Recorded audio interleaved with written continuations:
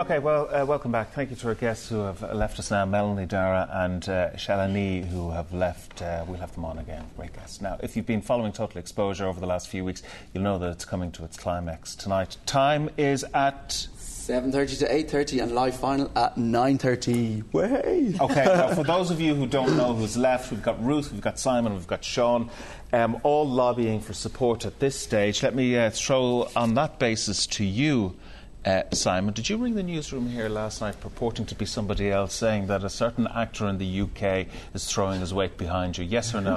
Absolutely not, but I did get a lot of text. Hang on one second. And when you were asked your name, you stuttered and stumbled and said, it's Andy. Yes or no? Absolutely not. Absolutely not. But I did You're squirming in your seat. Oh my God, I actually didn't at all. But I did get a lot of texts because Stephen Fry actually did tweet for me on his Twitter. Well, what he actually said was, if you're in the Republic of Ireland, then vote for Simon. So I'm instructed. No idea what it means, but I promise. Do you know Stephen Byrne, who was in the final 20? He is one of the second most followed guys on Twitter. You know Stephen Byrne? Yeah. And he put on his Twitter page last night, and Stephen Fry, about 5 minutes later, put that on his Twitter page. Yeah. All right, okay. Yeah, we believe you, What do you say to people who say that you're loud, obnoxious, and you're not just fit or cut out for the programme?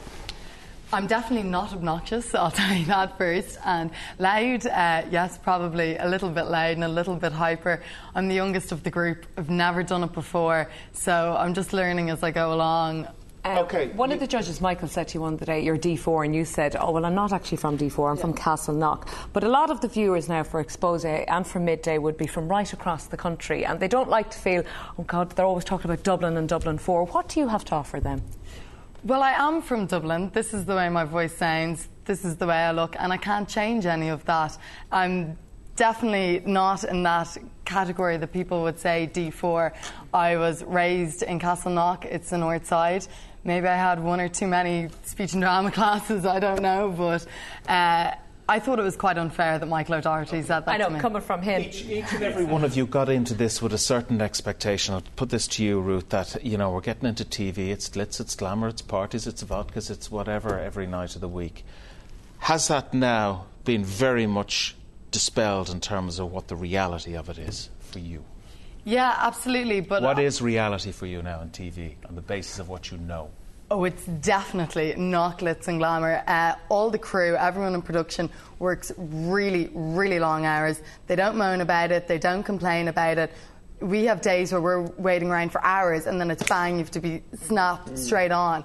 And you can't complain about it. And we see that all the Xposure girls really work their asses off. So why the hell do you want to be in it?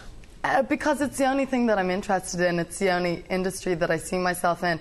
I just finished commerce in UCD, so I have had other choices, but this is what I choose to do. This is what I really want to do. Sean, if we're to believe all the papers, you're home and dry, which could be the kiss of death for you in a way. I mean, I'm thinking about politicians like Mary O'Rourke, Nora Owen, and they were so-called safe seats, and they lost them at the last minute. I couldn't believe when I heard that. Somebody rang me last night and said, "Oh yeah, they're paying out on you." Something Paddy Power, I think it is.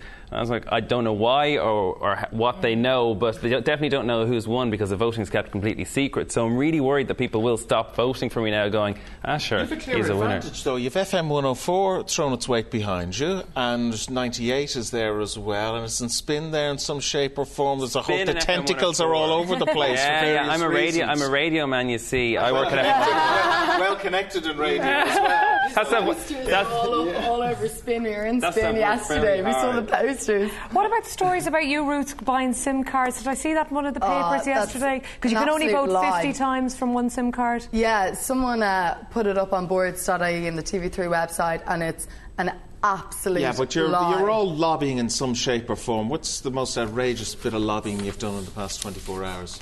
I think people seem to think it's outrageous that I'm on the radio, as you just said, but I've worked in FM 104 for 2 years as a movie correspondent. Like, I've been working for a job like this basically for the last 5 years, so it's not...